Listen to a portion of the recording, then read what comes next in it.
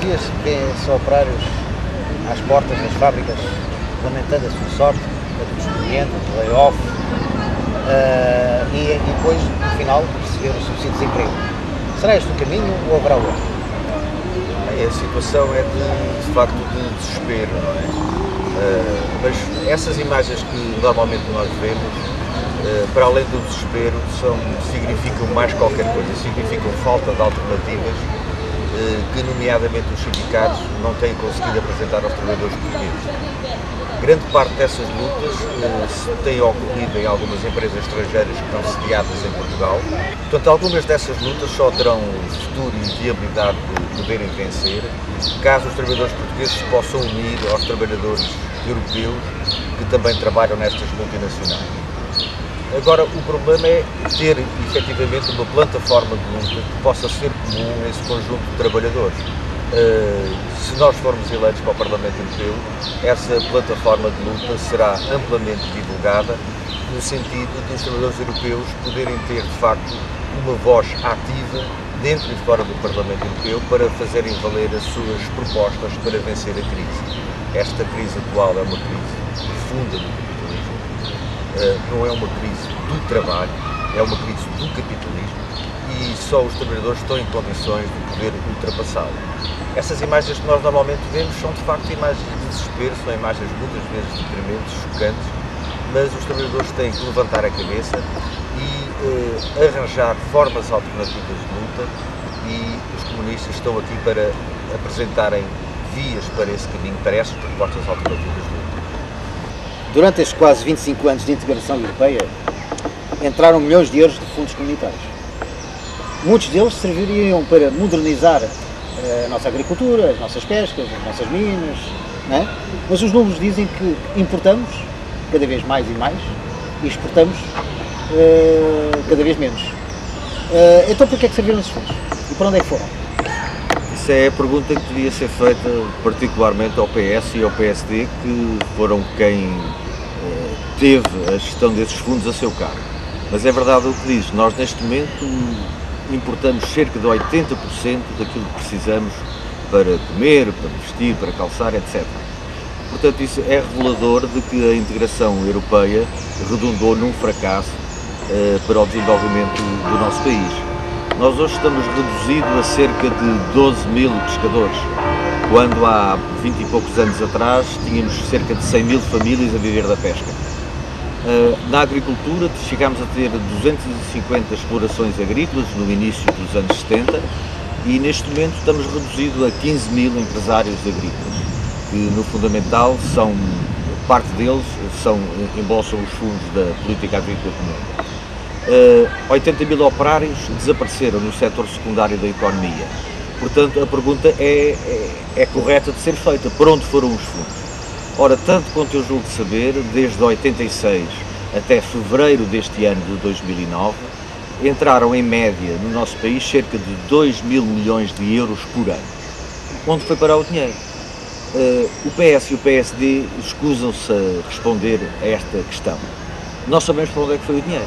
O dinheiro foi fundamentalmente para os bolsos dos capitalistas e não redundou num progresso e desenvolvimento do país. A não ser que nós consideremos progresso e desenvolvimento as rotundas, as autoestradas, os campos de golfe e aquilo que se está a transformar o Alqueva, que é em grandes empreendimentos turísticos, sem que nada de, efetivamente, de produção agrícola seja ali construído, transformado. Portanto, os fundos foram essencialmente para os capitalistas nacionais e também para os capitalistas estrangeiros. Aliás, parte da nossa burguesia, com a adesão à Comunidade Económica Europeia na altura e depois com os tratados subsequentes da União Europeia, a nossa burguesia o que fez foi tentar cativar os capitalistas estrangeiros para virem investir em Portugal. Parte deles vieram, estão cá há 2, 3 anos, prometem 300, 500 postos de trabalho. Estes postos de trabalho são reduzidos a metade dessa metade são trabalhadores temporários que num curto espaço de tempo acabam por ir para a rua e depois, passado 3, 4, 5 anos, essas multinacionais deslocam-se daqui e vão para outros sítios. Portanto, a política tem sido esta, uma política completa de traição nacional aos interesses do desenvolvimento do nosso país. Não é uma política patriótica, antes pelo contrário, é uma política de traição nacional, aquilo que tem sido assumido. E agora, nestas eleições, nós estamos em medida de fazer esse balanço e de fazer um voto que seja um voto de protesto contra essa política de traição nacional. A CE entrou em Portugal e não o contrário, afirmou o PCTP-MRPP há 25 anos. Naquela época pedia-se a CE, a saída da CE no momento, e o porquê nos mantermos nesta União Europeia, nesta altura. Existirá uma solução nesta Europa capitalista?